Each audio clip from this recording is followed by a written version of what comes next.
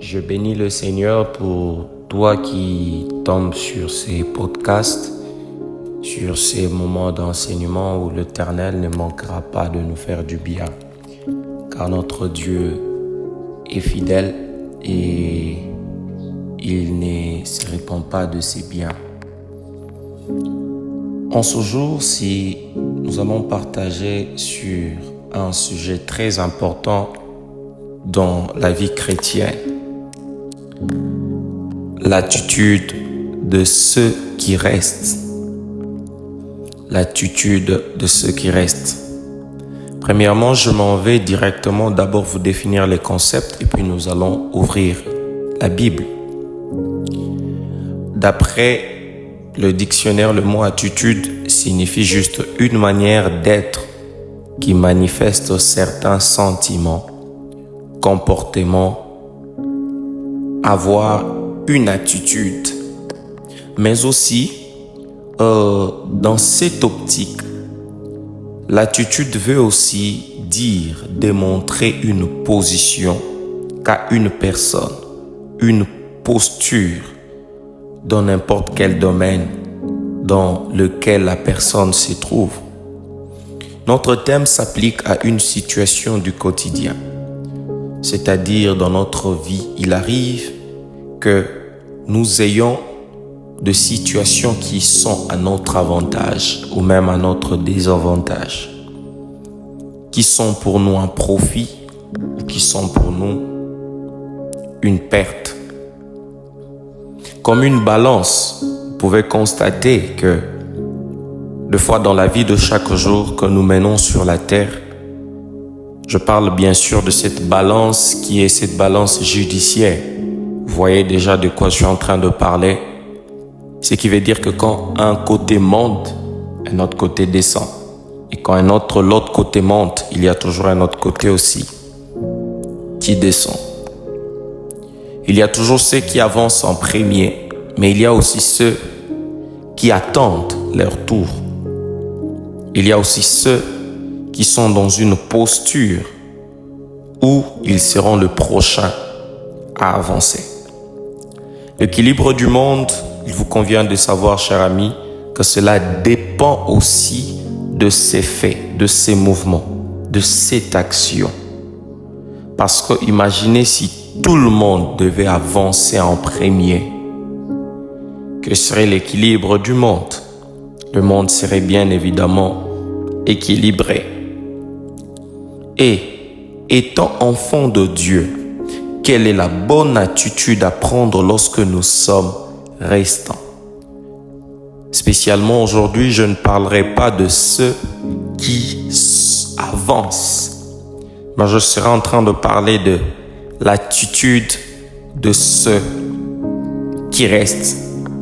Combien de fois n'avons-nous pas vu de personnes qui, ne voyant pas encore leur exaucement, ont pu dire que Dieu les a oubliés? Non, Dieu ne les a pas oubliés.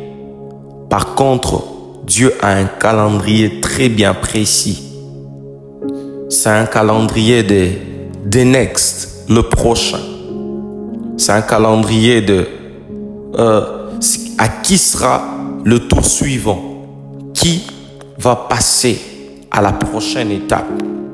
Et c'est là que vous allez même constater par observation qu'il y a ceux qui meurent et il y a aussi ceux qui naissent. Oui, mes chers frères, même ceux qui partent avant nous font de nous des restants. Et ceux qui viendront après nous deviendront le restant.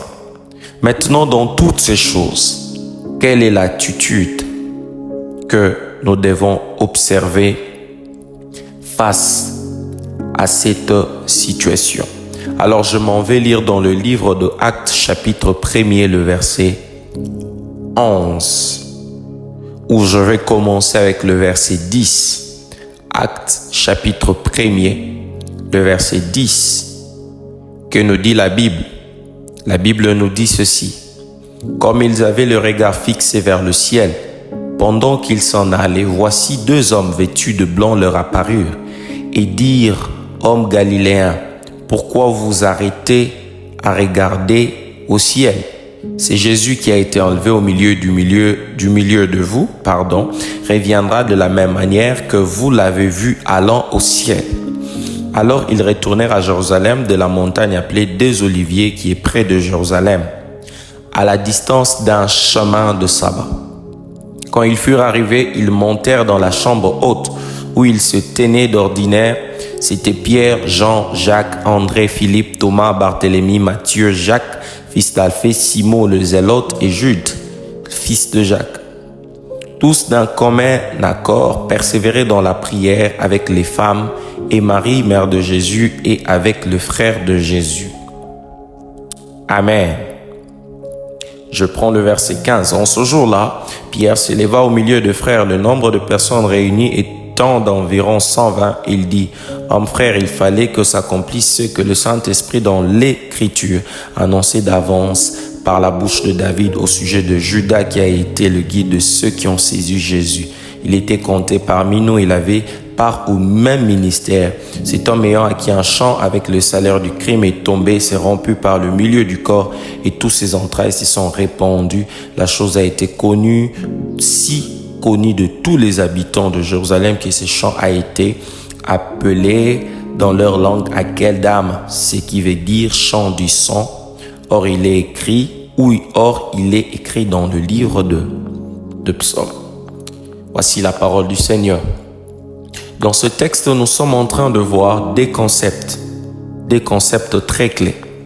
Nous sommes en train de voir Jésus-Christ, 40 jours après sa résurrection, qui après avoir enseigné aux apôtres, après avoir leur enseigné les choses du royaume des cieux, Jésus devait partir et les apôtres devaient être les restants. Mais Jésus leur fait une promesse. Il leur dit que vous allez recevoir le Saint-Esprit. La puissance de Dieu va faire de vous de témoins. Et vous allez aller prêcher jusqu'aux extrémités de la terre. Et après cela, nous voyons Jésus dans cette ascension partir, monter, rentrer vers le Père. Et les apôtres qui sont restés devaient avoir une attitude à observer, devaient avoir une manière de réagir, devaient avoir un credo, une observation, une constitution, une manière, un état d'esprit dans lequel ils allaient pouvoir continuer leur mission. Parce que Jésus a fait d'eux des restants, ceux qui restent. Leur tour viendrait aussi d'atteindre la gloire, mais pour le moment, ils sont classés dans la catégorie de ceux qui restent. Chers frères bien-aimés, des fois vous avez reçu ou subi des situations où quelqu'un s'est marié en premier, vous vous êtes resté. Quelqu'un a voyagé le premier, vous vous êtes resté. Quelqu'un a même décédé le premier, vous vous êtes resté. Quelqu'un a eu un travail le premier et vous vous êtes resté. Alors, dans votre position de restant, c'est pas une position qui demeurera éternelle parce que c'est une position qui est appelée à changer. Mais la condition du changement de cette position sera alors déterminée par les attitudes à avoir en tant que restant. La première des attitudes dont je veux nous parler aujourd'hui sera l'attitude de garder notre foi en Dieu. L'attitude de garder notre foi en Dieu. Nous allons lire la parole de Dieu dans Hébreux 11. À partir du verset 2, on va lire le verset 2 et le verset 3. La Bible nous dit ceci: pour l'avoir possédé, les anciens ont obtenu un témoignage favorable. C'est par la foi que nous reconnaissons que le monde a été formé par la parole de Dieu, en sorte que ce qu'on voit n'a pas été fait de choses visibles.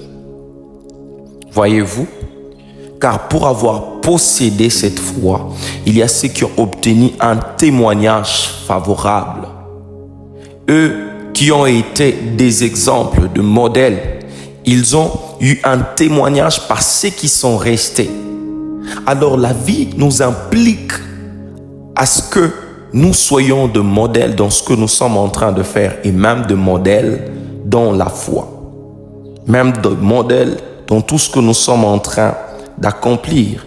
Si vous descendez plus bas, vous allez voir que la Bible dit qu'il faut que ceux qui s'approchent de Dieu croient que Dieu existe et qu'il est le rémunérateur de ceux qui le cherchent, là dans le verset 6. Car il est impossible de lui être agréable sans la foi. Donc nous qui restons, ou toi qui restes dans un domaine quelconque quand les autres ont fait le premier pas, tu es censé garder ta foi en Dieu parce que le même Dieu qui a fait fera encore ou va permettre encore. Quand je parle de faire, c'est que Dieu va faire des grandes choses, mais quand je parle aussi de permettre, c'est qu'il va permettre qu'un cas arrive encore. Alors, pour toi qui restes, tu dois garder cette attitude de foi. Parce qu'on est enfant de Dieu par la foi. Nous manifestons les œuvres du Christ au moyen de la foi en son nom. Parce qu'il n'y a pas assez de temps, sinon j'allais parler de la différence qui existe entre la croyance et vraiment la confiance ou la foi en Dieu. Parce que ce sont des concepts de foi qui arrivent. Ou dans une croyance, c'est un peu une persuasion, une personne qui est convaincue par rapport à des règles, par rapport à des lignes de conduite d'une religion. Mais lorsqu'on parle de la foi, certes, ce n'est pas tous qui avons foi en un Dieu. Plusieurs ont foi en deux choses. Certains ont foi en leur argent. Ils croient que Dieu existe. Ils sont de croyants, mais ne manifestant pas leur foi en la personne de Jésus-Christ. Cette attitude de foi perd plusieurs chrétiens. Cette attitude de foi déstabilise plusieurs chrétiens. Ou voyons les autres avancer. Ils s'embrouillent. Ils se disent, est-ce que Dieu vraiment va encore faire ces choses? Je vous rassure que Dieu va encore faire ces choses. Mais la meilleure des attitudes, la première à garder est de garder notre foi en Dieu, de continuer à croire, peu importe les circonstances, de demeurer dans la foi, de demeurer et de continuer à croire que Dieu est capable d'accomplir des choses exceptionnelles. Je m'en vais directement au deuxième attitude à avoir.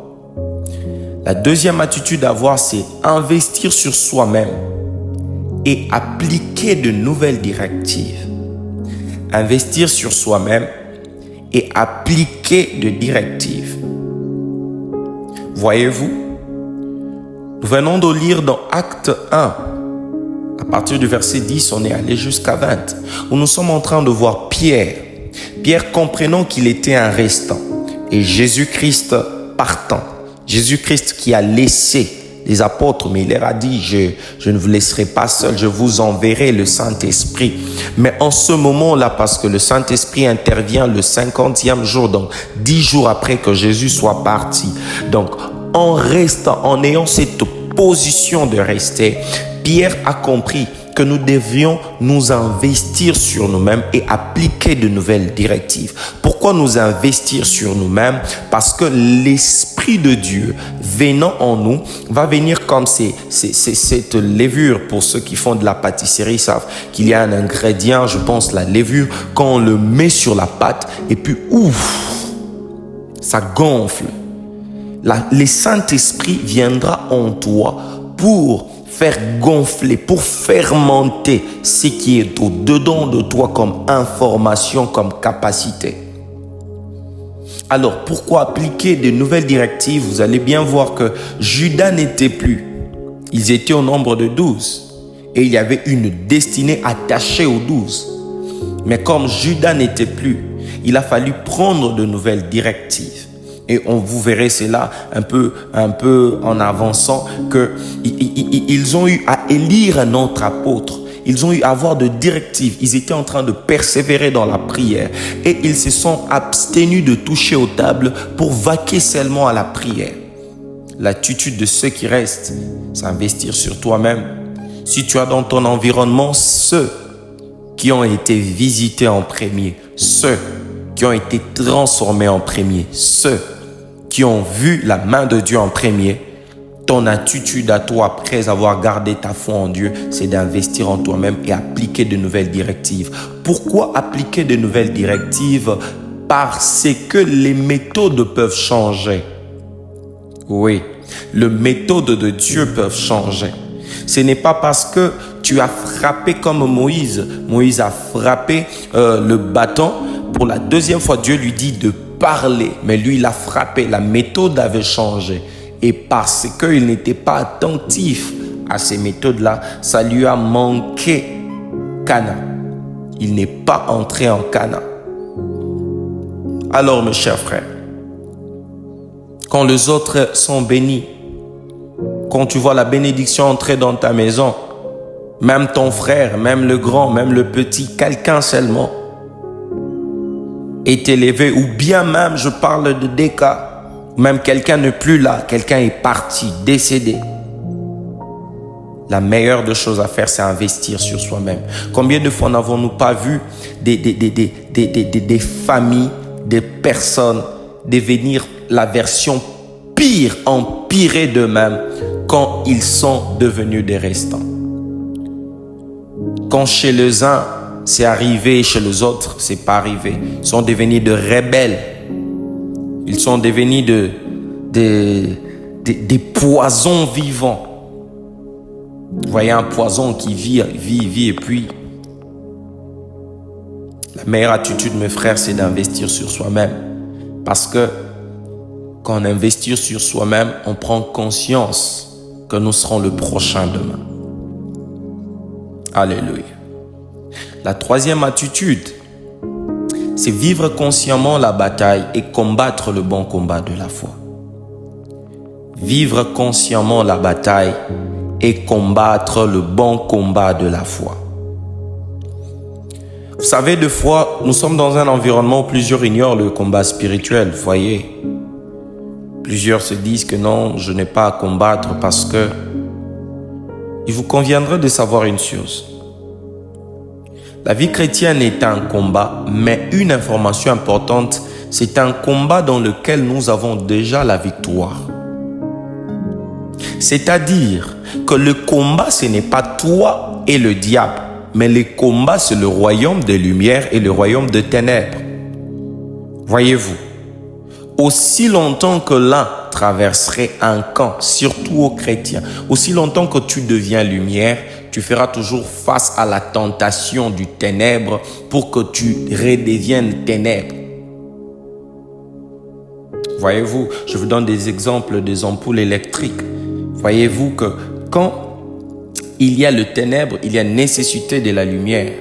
Alors, tous, nous faisons de notre mieux pour allumer des torches, avoir la lumière, voyez-vous. Mais plus il y a aussi la lumière, il y a aussi toujours les efforts que les ténèbres font. Pourquoi? Pour anéantir ton impact, pour déranger ton impact. Cependant, être déjà dans la victoire ne signifie pas ne rien avoir à faire pour entrer dans cette victoire. Non, Dieu ne marche pas avec le lazy, le paresseux. Ceux qui s'assoient et disent non, Dieu a déjà tout accompli pour moi. Non, il y a une attitude à avoir pour vivre dans cette victoire. Vous allez remarquer avec moi que le Seigneur insiste en ces termes en Apocalypse. À celui qui vaincra, je donnerai. Celui qui vaincra, 8 fois cela est mentionné dans le livre d'Apocalypse. Cela semble très clair qu'il faut vaincre. Alors, s'il faut vaincre, c'est-à-dire il faut avoir l'attitude de vaincre, l'attitude de la victoire. C'est-à-dire que, sachant que la victoire est certaine pour toi, il y a cette attitude à observer. Cette attitude à manifester. Vous voyez des gens dire que non, ça sera facile. Non, ça ne sera pas facile. Ça sera faisable, mais pas facile. C'est possible, mais c'est pas facile. Croyez-vous que mourir à la croix, Ce que Jésus a fait pour nous était facile. Non, ce n'était pas facile parce qu'à Gethsemane, il a fallu ôter cette coupe de lui.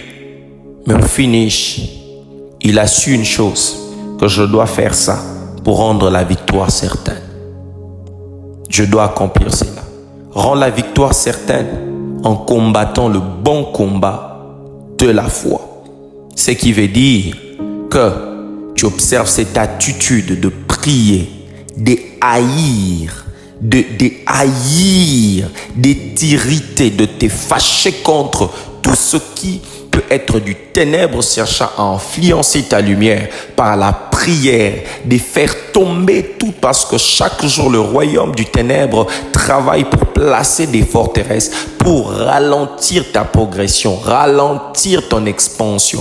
Et tu as ces devoirs. Ce qui est bien, c'est comme une personne qui marche ayant un marteau. Vous voyez, ayant un marteau. Donc, tu as cette capacité. Le mur en soi n'est pas fort. C'est un mur qui est faible. Mais consciencieusement, l'ennemi veut te faire comprendre, te faire comprendre. Il veut t'inculquer une philosophie de savoir que c'est fort, tu ne sauras pas le faire tomber. Non, c'est faible. Au nom de Jésus, par ce marteau, tu as cette responsabilité de le faire tomber. Je voudrais ainsi t'appeler en ce jour à combattre ces bons combats de la foi.